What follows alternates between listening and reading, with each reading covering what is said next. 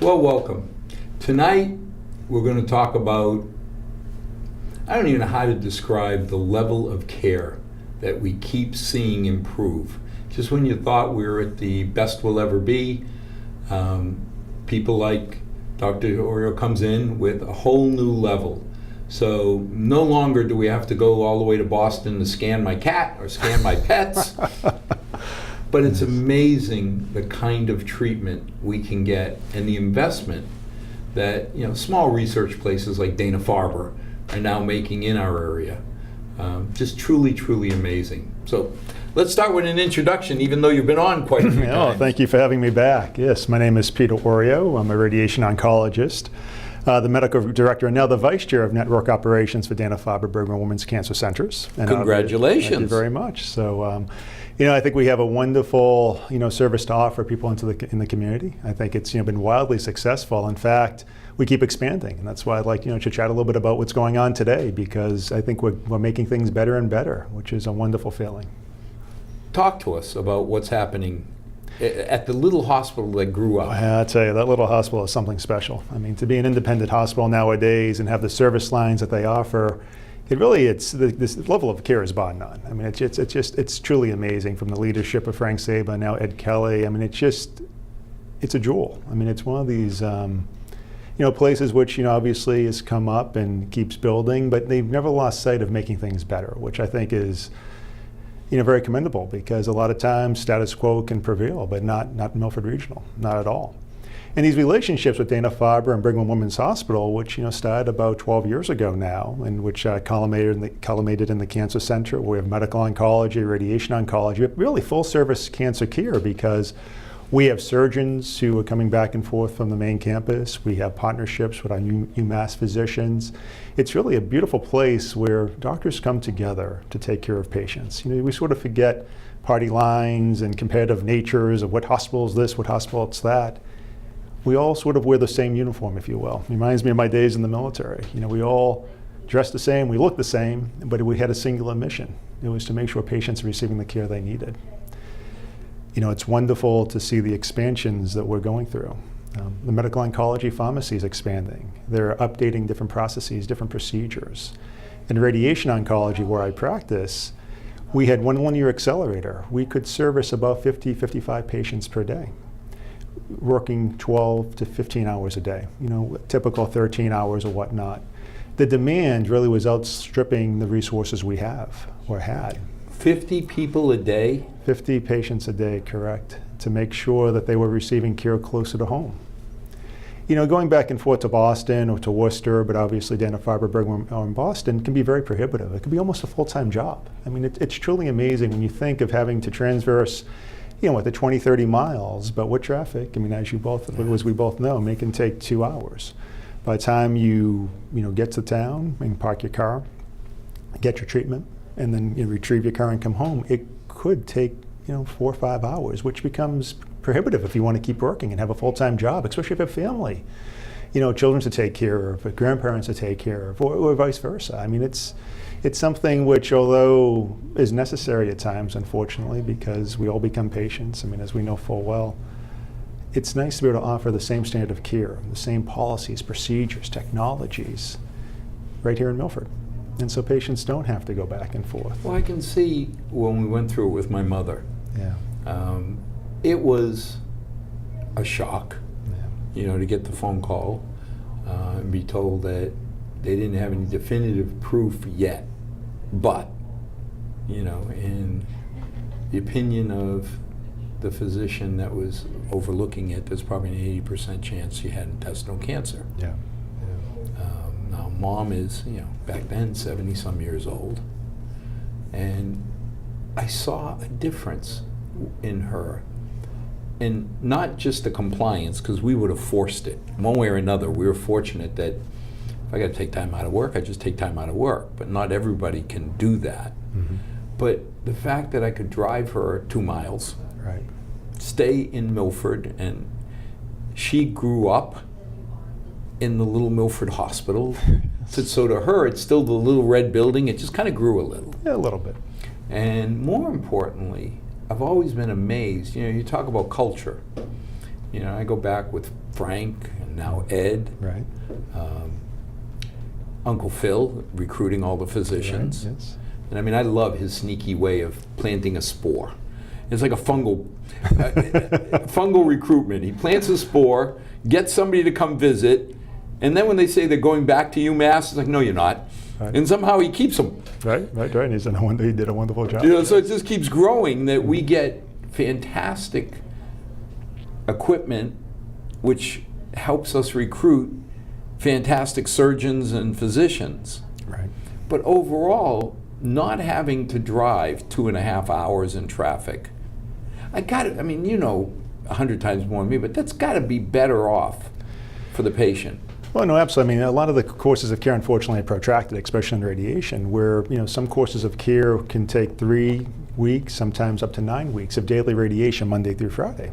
And so if, you know, for prostate cancer, if you're going back and forth 44 times over 9 weeks, I mean, that's just prohibitive.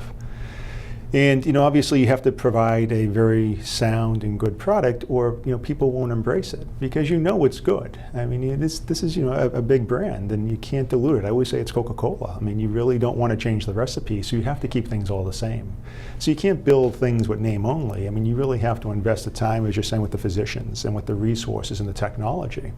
In fact, we're blessed that, you know, the community has embraced the Cancer Center, because I do believe we provide wonderful care, that we've actually expanded it, because, you know, we were maxed out at treating 50, 55 patients per day, 13 or 14-hour days, which, I mean, it's difficult with staff and everybody else. Well, again, you're but we losing can put some of it when you say we can take you, but you got to come in at 2 in the morning. Well, exactly, late at night. Well, you know, life goes on, right? And I want this to just be a piece of a patient's day. I don't want them to have to revolve their whole life around it.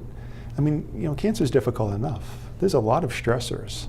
And if you can be with your family unit and in your community, and we can do this, you know, over a 15-minute portion of the day, which is scheduled, you know when you're coming in, it's going to be the same time every day if that's what you choose, so you can revolve your life around it, because we still have to keep living no matter what we're doing. And the wonderful thing is we've just built out the center. We've added to it, we've expanded, so we're bringing in another linear accelerator with all these unbelievable capabilities, which are going to actually allow us to continue to expand the care that we offer in Milford. It wasn't long ago that, you know, certain brain tumors, certain lung tumors, that they needed such precision radiation with these incredibly complicated pieces of machinery, which allow 6 degrees of freedom. So you're laying on a couch, but it's like flying an airplane. Pitch, yaw, and roll. So you can rotate, you can pitch, you can go from side to side, so that some of the tumors which have a rotational tendency can be treated very precisely with sub-millimeter accuracy. And my colleague of mine, Dr. John Phillips, I think will be coming on the show shortly, and he's going to really talk a lot about these technologies which, you know, are new to Milford, new to the region. I got to ask you, I mean, you go home and you ask, I want to buy a new phone. You know, okay, so you get him permission to buy a new toy. Right. How do you go to Ed and say, hey, by the way, I'd like a new linear accelerator? I mean, this is not a small request. These are not small asks. And that's the wonderful thing with the partnerships that we enjoy, that, you know, because these are capital equipment. I mean, when you do a build like this, it's, you know, many millions and millions of dollars. The machinery is, you know, the machinery itself is $5-6 million. And with the build outs, but then you got to alter the whole building. You had to throw the lab out. You had to throw Ed out. Yeah. But for the greater good, right? And he appreciates no question, that. It's wonderful, but yeah. But you know, it can be disruptive. And it's easy not. And that's the most impressive thing, because it would be easy to say, well, we're busy, we're servicing a lot of patients, you're doing a great job, we're happy with that. But that's never the mentality. That is never the mentality. It's, well, how can we do better? What pieces of equipment do we not have that we need so we can provide almost every service we're providing in town in the radiation realms right here? And this is the piece of equipment which was purchased. And yes, the CEOs and the financial folks have to come together to make it all work, because, I mean, these are big investments. But, you know, someone taught me, well, actually Frank taught me when I first came, and I've been in Milford now for 8 years, which, I mean, wow. Time flies. And he took me aside. What a wonderful man. He said, you know, listen, as long as we always remember to do the right thing for the patients, everything else is going to fall in place, because don't forget, we're all going to become patients. Yeah. And if you take that to heart, and that's the way it's being practiced. So, yeah, not an easy ask. Sometimes you go to these meetings and you sort of smile and you feel a little timid because you know what you're about to say. It's going to cost a lot of money. $5 to $10 million. You could have bought Milford years ago. They would have thrown in Hopedale. But after you get Uncle Ed to say yes, oh, by the way, we do need to throw the lab out because we need that side of the building. And he says yes. And then, Ed, you have to leave too because we need your part of the building. Well, that was exactly it, because breaking down walls becomes very difficult, but if you can repurpose space within the center, it can become much more cost reasonable, of course. But you're right, but things have to go someplace. So the laboratory, which was in the cancer center, will be over at Milford. It's just across the street, obviously, so but it's that easy makes enough sense, to do. now you got both laboratory, everything put together. Well, it's economy of scale and personnel, and people are talking, and I think there's a lot of benefit. But it was a beautiful gift. I'm not going to lie, because one could say, no, you can't have the space, but the space was made. And the space was made for the patients of Milford. And then when you got all that, you go to Uncle Phil and say, by the way, you got to go recruit, go find a few new people at this level that we want. Well, we're blessed. It's interesting. I'm adding 2 new physicians to the practice this year. One's coming from Memorial Sloan Kettering. One of the CNS physicians from town chose to come out and practice, kind of in the community-based settings because, you see more patients and you can really be a physician if that's what you want. If you want to be a great clinician, it's a wonderful place to be. When I first came, I think there were 5 of us as physicians. Now we're up to 13 and growing. Wow. And in fact, we're starting to recruit again. And we've been blessed that a lot of the Harvard residents, sort of that we groom and we teach, choose to join these practices after graduation.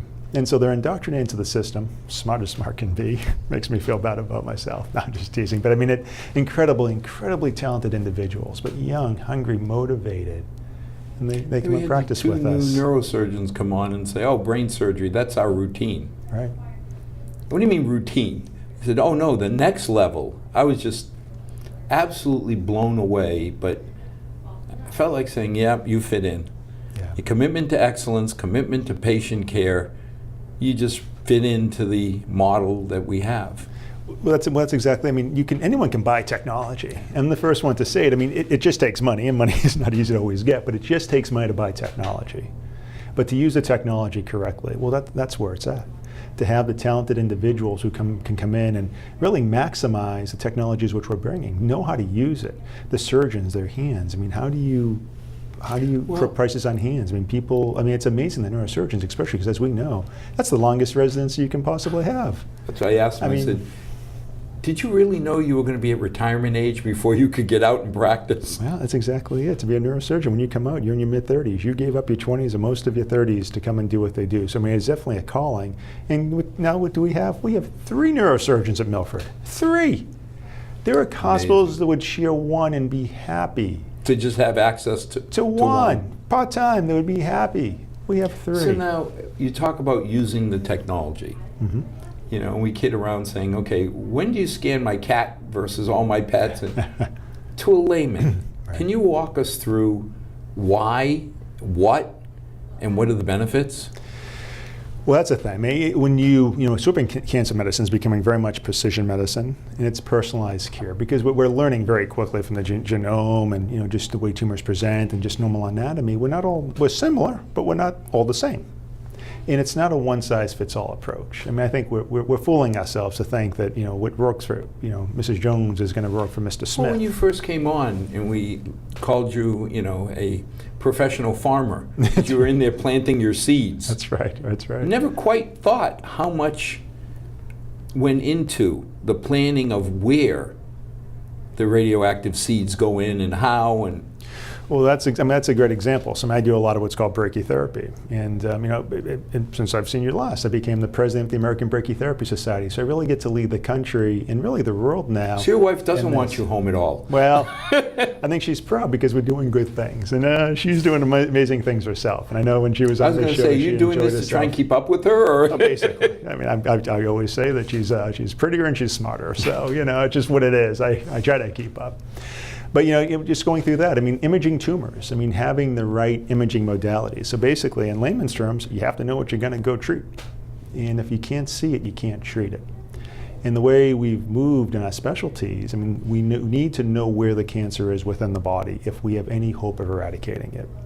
And so it really starts from CT scans, MRI scans, PET scans, all these different scans which allow us to kind of pinpoint where the tumor could be. You start with an MRI.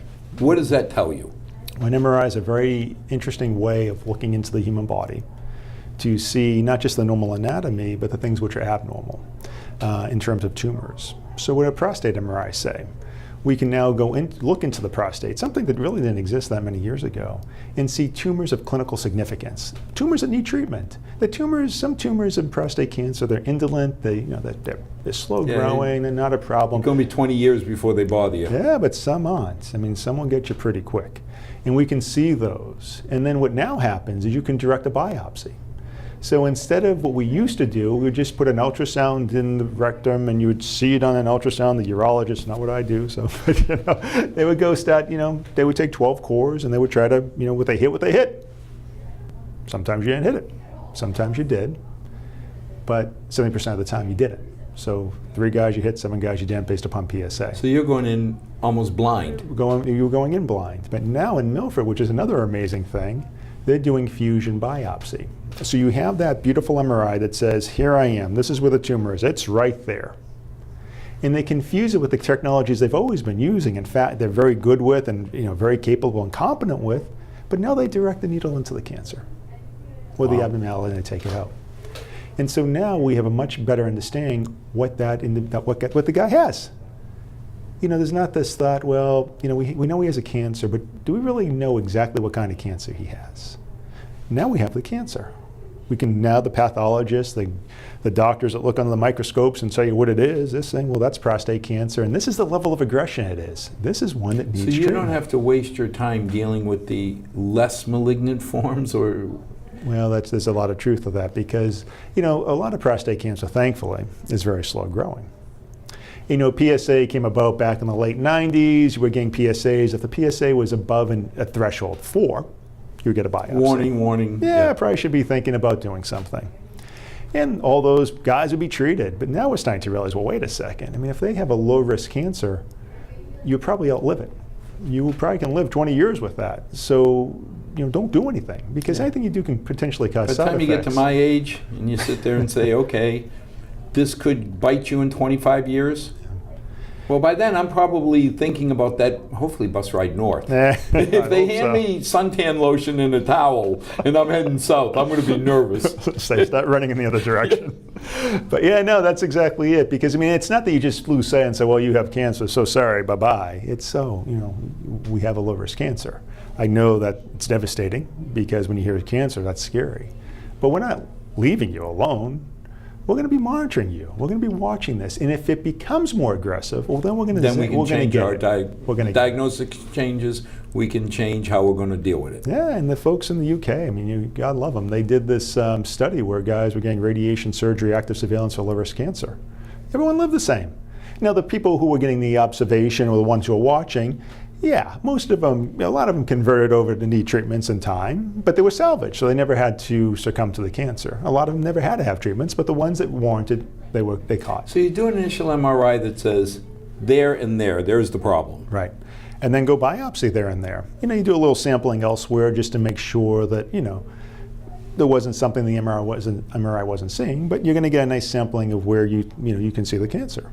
So why do I need a CAT? Why do you need a CAT scan? They're good for lymph nodes. The different technologies complement each other. We're getting very good at looking at these lymph nodes. So lymph nodes are the little things that catch cancer cells or an infection and all this stuff. We have millions in our body. We evolved that way. So if we get a cough and cold, they can get the virus. Drain everything and take. Yeah, just catch it up so the immune system can come and eat it up and get rid of it. And unfortunately, they do catch things. Well, they do, and cancer likes to travel into them. But if it's caught up locally, you can still treat it. If you know where it is. So that's where all the lymph, the imaging agents and all are there to try and make it a little easier to find them. Exactly it. You need to know where it is. You can't treat it without knowing where it is, especially in radiation. So the surgeons need to know where it is to go cut it out. The radiation oncologist, myself, we need to know where it is so we know where to zap, where to put the beam, where we can eradicate the cancer. And it's not, well, we'll just do everything. Well, no, that's too toxic. We want to know we got to go there, we got to go there, we have to go on this Isn't train. that one of the biggest developments? I mean, many years ago, decades ago, somebody like you'd come in with a blunderbuss. Yeah, essentially. I mean, okay, it's there somewhere. Let me zorch the whole. Let me take my sledgehammer and start swinging away. And I know I'm old enough. I mean, I was training in the medical school late 90s. I mean, I'm old enough that I've seen that. I mean, it was just what we had. Those were the tools.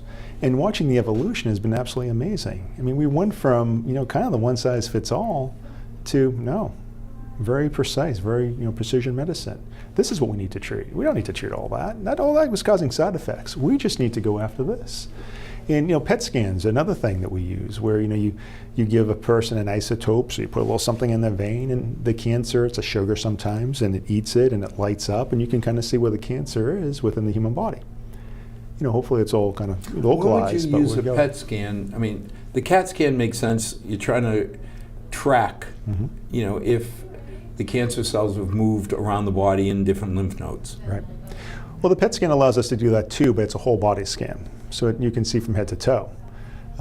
Just recently, there's been products approved where we can do PET scans for prostate cancer. What it is basically, it's whole body? It's functional imaging for the whole body, because an isotope, if a little something dies infused with the solution which was going to be taken up by cancer cells, if they're there, hopefully they're not, but if they are, they'll take them up, and then you can sort of now have a map of the body. And they're pretty amazing to see, these three-dimensional maps of the body. Usually overlaid on a CAT scan where you see all that nice resolution of tissue. And you can say, well, that's an area of potential problem. There's an area of potential problem. And it's helping us to make sure that we understand the big picture. Because if we think it's a local problem, but it's more than that, we're at the risk of undertreatment. Especially nowadays with all these new agents, all these biologicals, immunotherapies. I mean, you just turn on the TV and you flip through trade magazines. It's amazing. You look at People magazine or something like that, and there it is. They're advertising all these immunotherapies, and I'm like, well, that's pretty high tech. Yeah, but who amongst us really understands? If you said to somebody IgGs versus IgMs, right? Well, you're chemistry majors and well, biology majors, okay. right? So I've been doing immunochemistry for a decade, doing ELISAs. Yes. But how many people out there would understand the difference? Well, probably very few is the truth. Because unless you're living and breathing this, why would you want to know? Yeah. I think obviously we're a special kind of geek who likes to kind of really play with the science, and but exactly it. Because once you know what mutations there are, then you can start to pick very targeted agents. So the days of, oh no, what if I get a scan and it's someplace else? Well, I just don't want to know. Well, no, you do want to know. You do want to know because there are things that can be done. If it's moved to the liver and you ignore it, it's not like it's going to go away. Well, that's exactly it. And that's one of the technologies we're bringing to Milford, where we can now very precisely eradicate liver tumors with radiation. Very precisely with stereotactic body radiation therapy, where between 1 to 5 treatments, usually 1 to 2, but 1 to 5 treatments, you can eradicate that cancer within the liver. There's even radioisotopes which we can now infuse in the liver. You put them in through an artery. These things called Theraspheres, a yttrium product, which is yttrium-90. But it goes and it's uptaken by the cancer cells, and then the cancer cells die because the radiation is breaking them apart. How do I put this?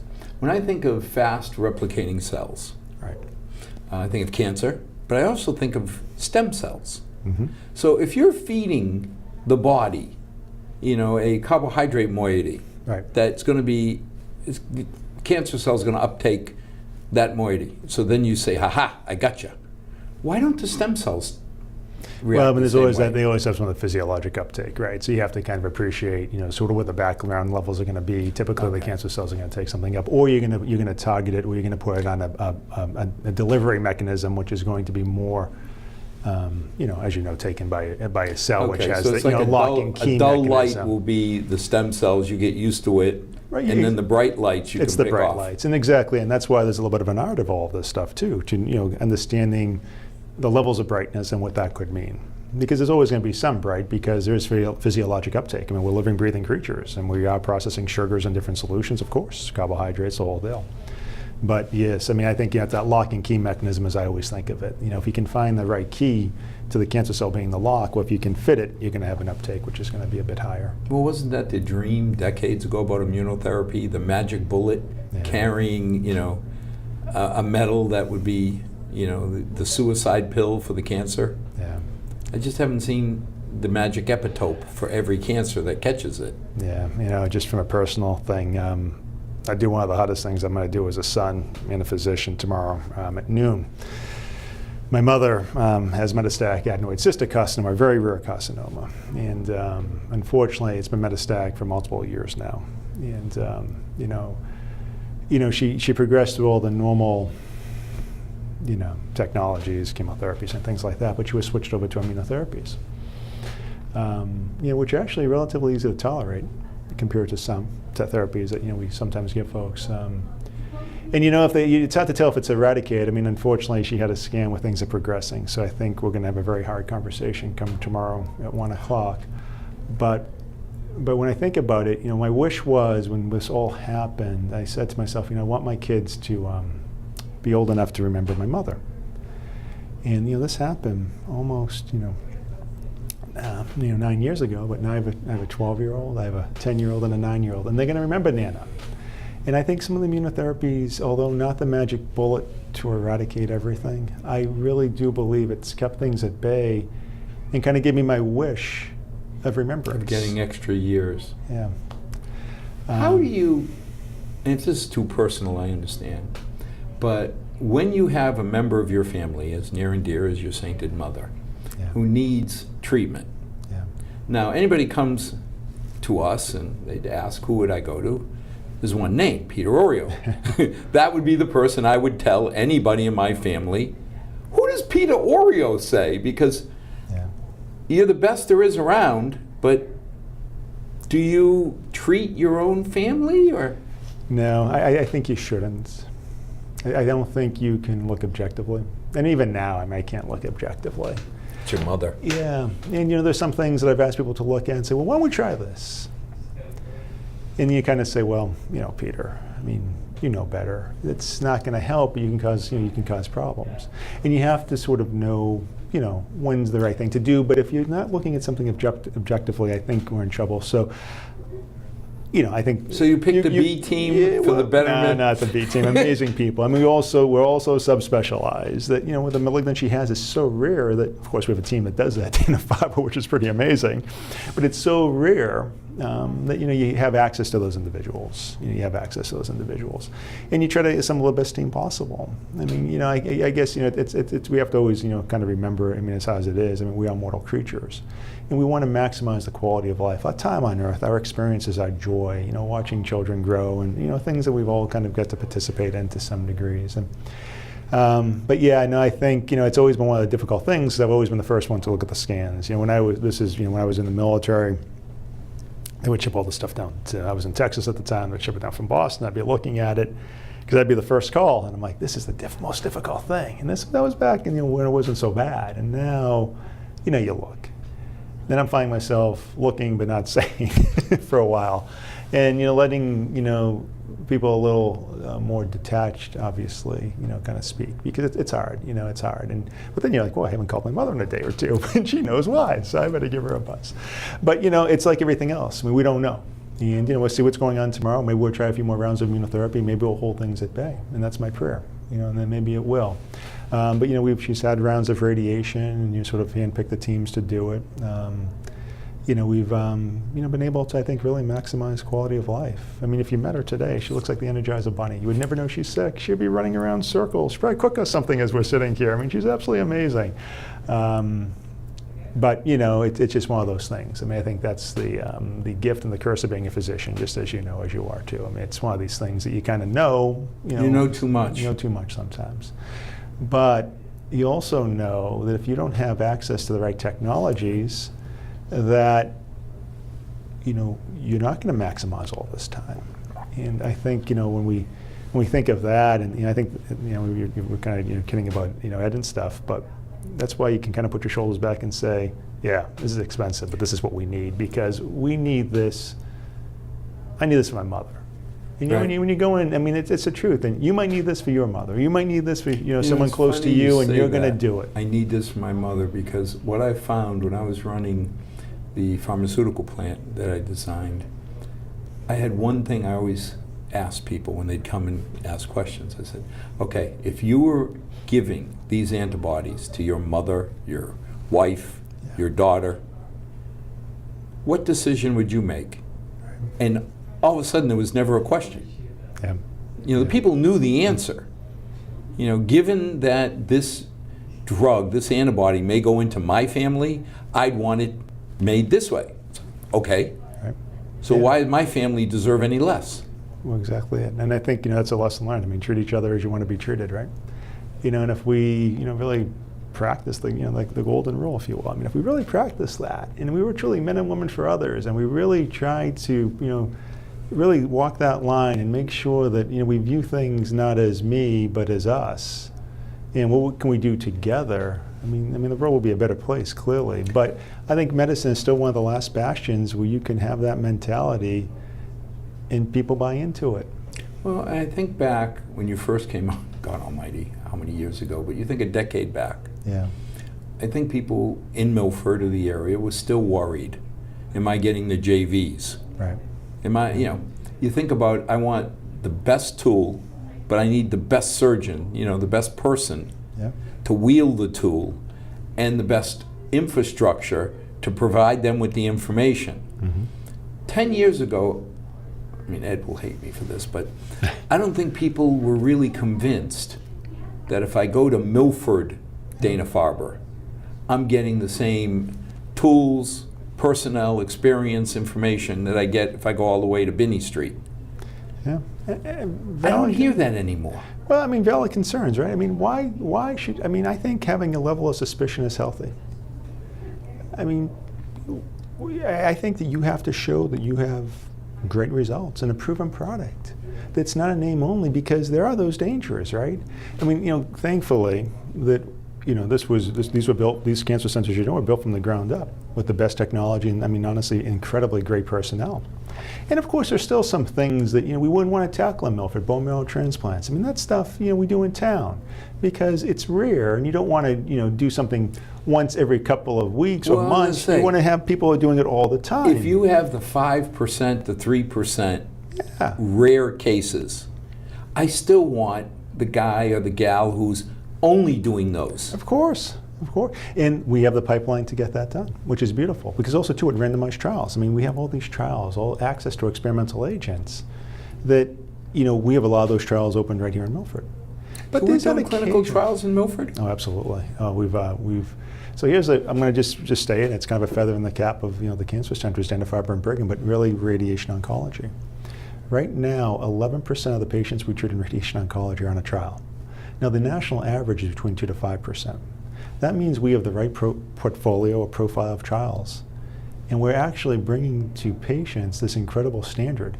It's probably the highest percentage of any radiation oncology department in the entire country. It also is, I didn't know that, but it also is a very large feather that if I'm going to bet my trial, you know what it costs to put one patient through one trial. Right. If you don't have the proper quality assurance infrastructure, you could skip one piece of data, and now I got a big red flag on that patient. Oh, absolutely. Yeah, you can't have trial deviations. You have to have this huge staff in place to make sure that everything is being done correctly. But to that point, everything's centrally reviewed. So to be able to do a clinical trial, the level of scrutiny on the center is, incredible. But I think that's wonderful because, sometimes we're talking, I see guys who are talking, oh, should I do this, should I not? I said, well, I think it's an interesting and it's a valid question. You have sometimes you have access to a drug which would cost you $30,000 a month out of pocket, but if you begin the trial, it's free. It's a 50-50 shot you're going to get it, but hey, 50-50 for $30,000. Better than zero. Right. But it's all central review. So anything you do, it's not just looked at by me. And we peer review each other's work. So 14 doctors come together and we look at everyone's work every week to make sure that we're all doing the right thing. But now it's at a national level, or some of the trials we do at an international level. And so you can't be shy, or you can't be thinking you're not doing the right thing, because a lot of folks are looking. If you make a mistake, not a medical mistake, but just you wrote down the wrong number, you didn't, Oh, sure. you transposed a lot number. I mean, some of the silly things. Right. And we always talked about a decent drug, not a blockbuster, because everybody dreams about the Yeah. billion-dollar blockbusters, but a Right. decent drug is $300 to $500 million a year. Yeah. It's $1 million to $1.5 million per day from the financial point of view. And that's how many patients per day that can't get treated. Right. Before, if I am the clinical project head, before I risk, 10, 20, $30 million on the fact that you could make a typo and not catch it, Right.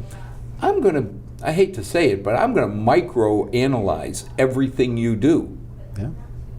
Well, rightfully so. I mean, companies are investing, hundreds of millions of dollars in some of the trials we're doing.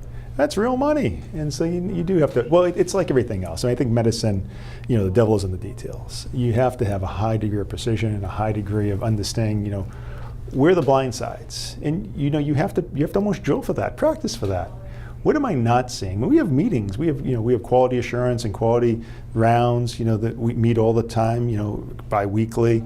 Always paying attention to, safety reports, anything that, what could have, if this was to keep going down that path, could we have gone to someplace we don't want? You want to stop anything before it could ever reach a patient.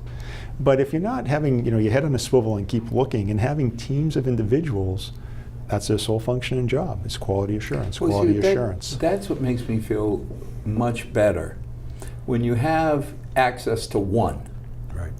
boy, that's really hard for that one to keep perspective on, every possible issue. Impossible. You got 13.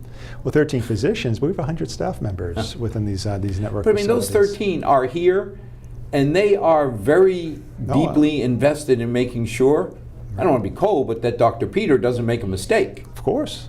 Because Right. not only, God bless them, they're worried about the patient, but they got to worry about how it looks on all of them. Well, that's the thing, and I think that's why we've been privileged to be able to add capacity to this cancer center. Pretty soon we'll be able to treat 100 patients per day. That's amazing. But that doesn't come by accident. That comes by doing the hard work and paying attention to detail, doing the right thing, really always. If you take a few shortcuts, I guarantee you we would not have had the ability, because to get this accelerator to expand, the state had to give approval.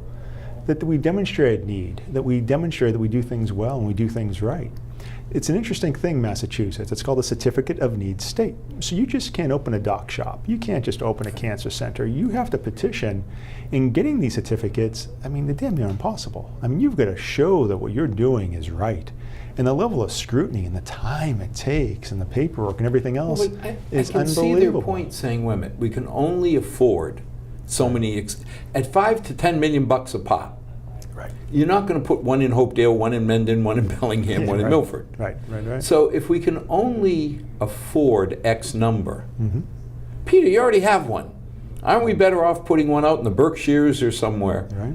So again, hats off that they're turning around saying, we're going to allow one of the few we can afford to be put in next door to the one you already have. Yeah. Well, but I think but that goes to your point. The infrastructure is in place to support it. The quality assurance teams, the physicians, the level of expertise is already there. So it's really not the roll of the dice that we'd say it is, oh, let's put one out there. But you can put one out there, sure, again, anyone can buy the technology. But how do you run it maximally to get the maximum effect, but safely? And I think that's what it is. And we've proven that this catchment area for this cancer center is huge. Now you're setting a standard that is extremely high. Well, that's where it should be. Well, it should be, but still, 28,000 of us know Milford's the center of the universe. There's still 7 billion out there that need educated. Oh, we just have to keep educating them, that's all.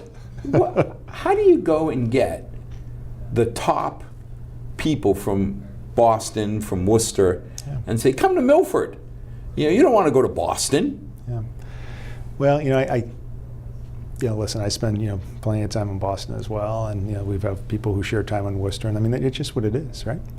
But being part of this community is actually very special. It's almost privileged in the sense that, I can't tell you how many, I love it. So, again, I treat prostate cancer. Men have prostates, so I treat men. But some of these big burly guys, give me a hug. And I stand 6'4", so I'm not a small guy. I'm like, all right, you want a hug? Or, the wives or the significant others baking cookies and things like that. And I don't know, it's just such a, just a level of connection that you can have here in a very personal, close-knit community that I feel sometimes can be lacking other places. Not that it doesn't exist. Sure. But, that's a very special feeling. And I think it's, we choose physicians who, of course, are, brilliant, but they grew up with backgrounds like that. They get turned on and they're excited about just taking care of patients, but having that emotional bond, that contact, that, go get a Dunkin' Donuts coffee and you hear, hey, Doc Oreo. That's pretty cool. Or Doc Pete, and all this stuff. And let me introduce you to my friends and all this stuff. Or how many patients we see now, because we've been here for a while. Oh, you treated so-and-so. My mother, my cousin. Yeah, my brother, my father, all this stuff. And that's when you really, I don't know, I go home and smile. My kids are like, Dad, why do you always smile? Except when I'm yelling at them to get off Fortnite, this video game we can talk about some other time. Get off Fortnite. Anyone watching and has a little teenage kids, about Fortnite. They're addicted. It's this video game. But when I'm not yelling to get off, I'm smiling. And, they're like, why? I'm like, well, I think I'm blessed. I really feel like I found my way in life. And I pray that you do too. Because when I get up excited to come in and do what I do. When I go home, I feel fulfilled. When I lay my head down at night, I think to myself, I did a lot of good today. I'm not just another cog in the wheel. But see, that's something we've gone through a monumental change in the medical community. When decades ago, a lot of people went into medicine to be a physician for the economic advantage. Yeah. Okay, they had a passion, kinda, or a liking, but they knew it would give them a top tier style of living. Sure. Over the last 10 or 12 years, when I've talked to kids who are trying to debate, do I go to med school or not? My first question is always, do you have a passion for medicine? I agree. Because if you don't, there's a lot easier ways to earn a good living. Right. And you're not dealing with, you talk about the highs. I cannot imagine. When I was in high school, I remember I thought maybe medicine's a way to go. So I volunteered at the emergency room. And I saw one of the ER docs have to tell a mother that her son was now gone. And he was on a motorcycle coming to the hospital to see the daughter who was in critical care in a car accident. Oh, jeez. And I was just amazed. Because, what you save somebody, life is wonderful, you get the hug from the big fat guy like me, great. Right. But yeah, well, that's exactly it. It really almost has to be a calling. There are easier ways to make money. You give up your 20s to do this. When you think about, between college and medical school and residency, that's 8 years plus another 5 years on top of that. 12, 13, 14 years is what you give up. So it's really not into your early 30s where you're starting to, practice medicine. And so, you really want it. You really need to desire it, but you're right. You need something that's going to get you through the bad times because it isn't always happy.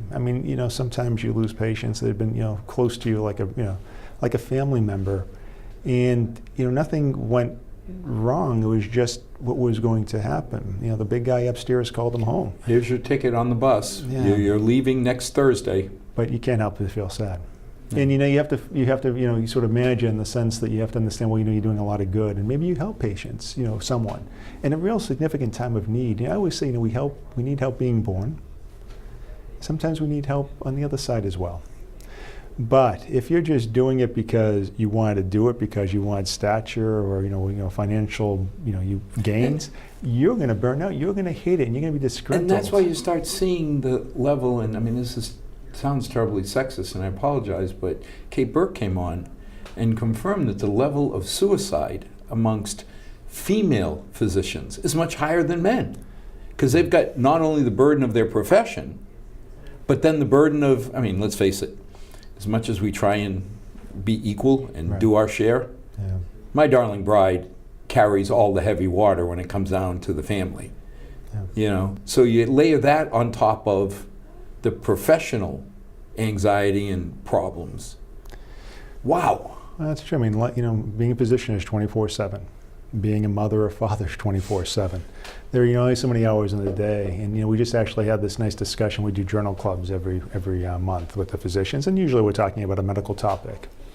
But this past Tuesday, it was my turn to do journal club, and we talk about prostate cancer. That's what I can talk about. But they're sick of that. We did something which was really the concept that you're raising: this dual career family, or two working individuals. Because life is expensive nowadays. It's more common than not to have two people who are trying to work and try to make their way through life. But how do you manage it? I mean, how do you bring it all together? And we're reading these articles in the Harvard Business Review, this sort of, someone's going to take the lead, or the alternator. Someone takes the lead, someone steps back, but with strategic time. The parallelograms, I love that. Those are the power couples. We're just going to burst forward and hell with everybody. We're just going to keep going. It's interesting.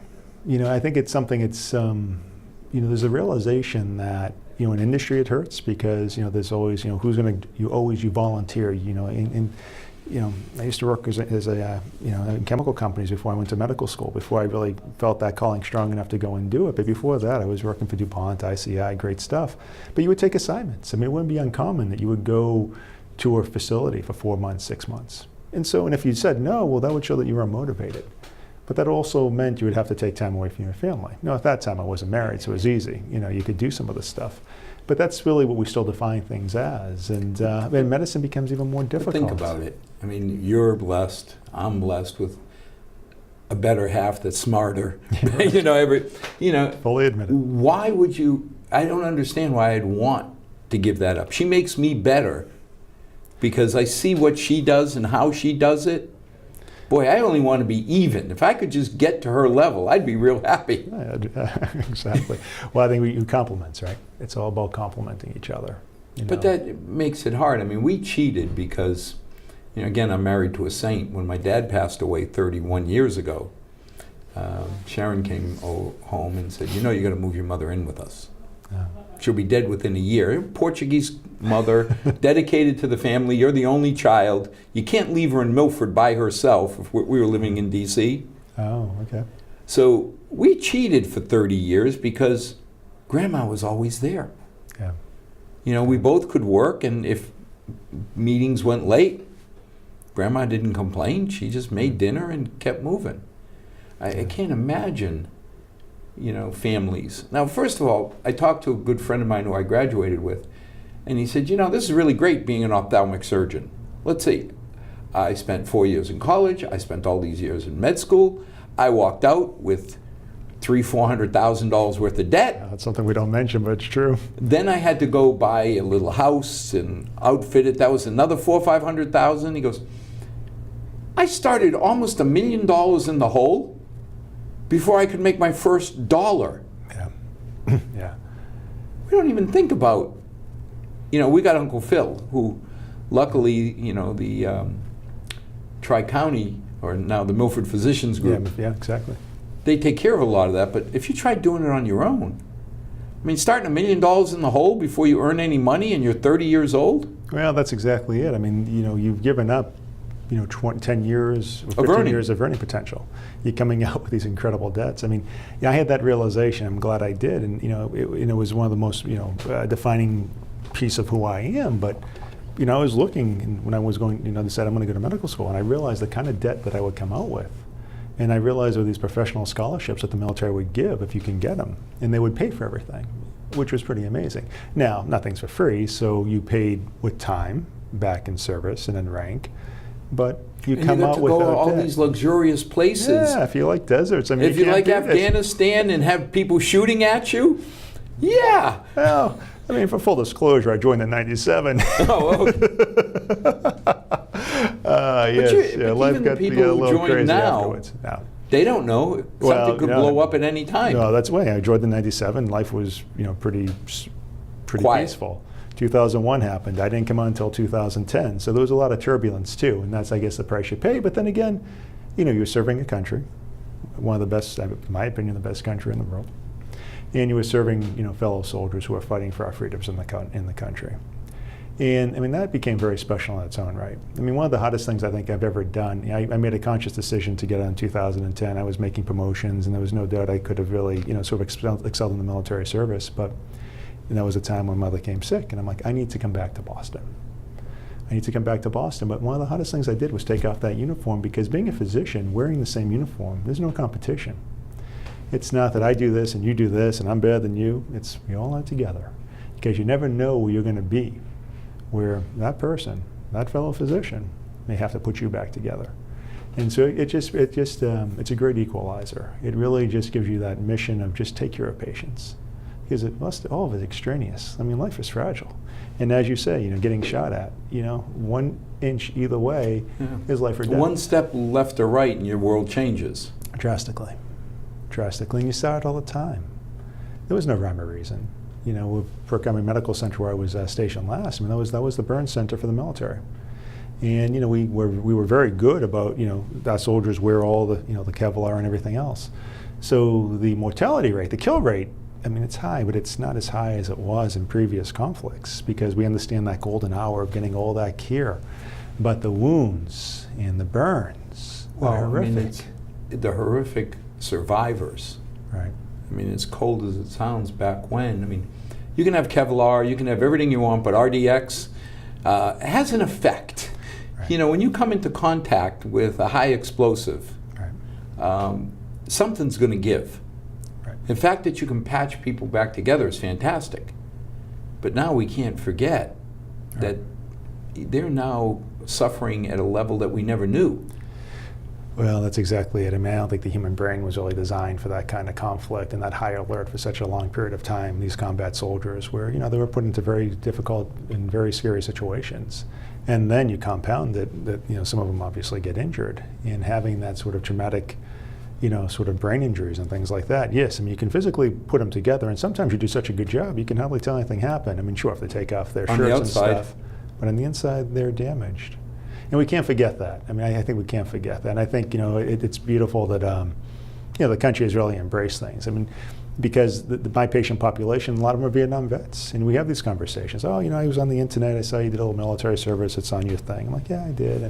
And what'd you do? I did this. Well, let me tell you about what I did. And I love listening to those stories. But it was different. And when folks were coming home, it was different. I think we're much more embracing of people, but I don't think we can fully understand some of the traumas which have been caused. And I hope we never really have a lot of people who understand or who have to be understood. Yeah.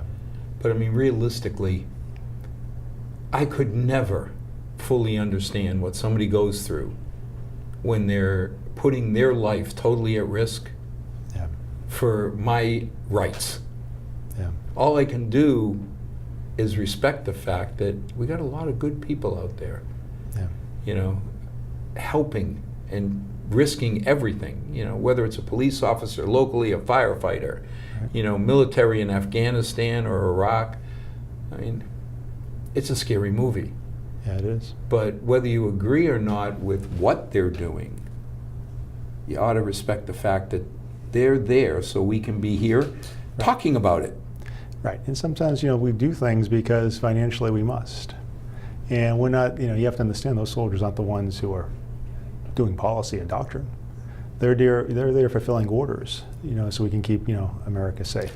And, granted, politics will always be politics and policy will always be policy, but it's still, we bring it back down to the human level. It's a person. Still like to say, before Congress authorizes any of our kids to go into battle, if they have a kid, that kid should go too. Yeah. Then they double think whether or not it's worth. Yeah, well, I think it gives more clarity to what you're fighting for. Well, not that I don't want to respect other people's rights, but before I put my child or your child in harm's way, boy, I got to feel really strong. Yeah. Somebody attacks us, no problem. Right. But then keeping them there and seeing the toll, even if it's only one every blue moon. Yep. Well, one's too many, really. That's somebody's father, their brother, their wife. Yeah. Son and daughter. Yeah. So how do people actually get to you? Well, the beautiful thing is they just have to call the cancer center. The numbers on the websites and the phone books. I mean, we're pretty easy to get to. People can swing by. I mean, we're just right there. We take all comers in the sense that we respect all the insurances. We don't discriminate from that. So I mean, if someone wants to come and see us, they can ask their primary, their surgeon, and I think that's the one thing. And I will say, and this is not going to come out the right way, but I think there really is a level of care which is second to none. The bar, as you were saying before, is so high, but it's purposely raised so high because we know there are competitors, and we want to be 1,000 times better. But sometimes, you'll be told, oh, go over here, or go do this, and go see this person, or go to that cancer center. And the patient sometimes, well, they told me to go there, so I should. We have to remember we have to be our own advocates. We have to stand up and say, well, that's okay, I'll go, but why not that one? Why not the Milford? Why not Dana-Farber Brigham? Why can't I go get a second opinion? And we do a lot of second opinions. It's not like you can't get good care other places, but you want to validate it because sometimes you can't.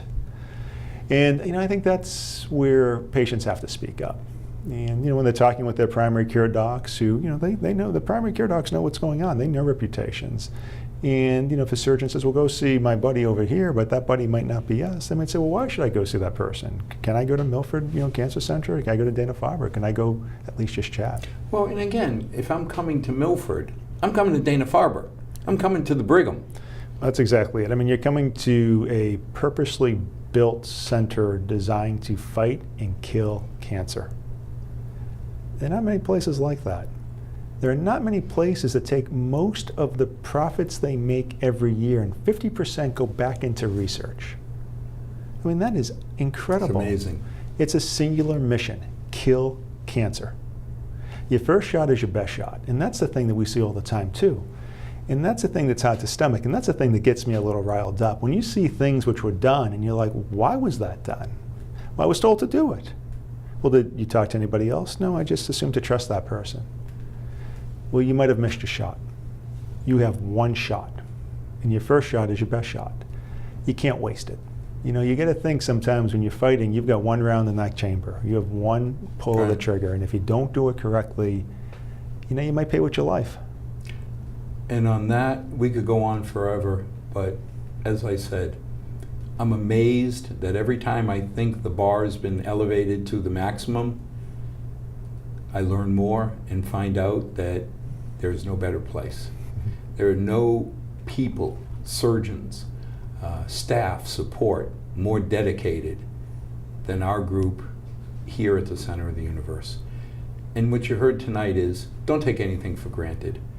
Learn, because many of us are absolutely convinced if you do a real survey, you'll come out coming to Milford. So thank you for everything you are doing, and everything I know you will do to elevate the bar again in the future. Thank you all very much. And as always, to our 6 loyal viewers, good night, may God bless, and may tomorrow be a healthier night than tonight. Thank you.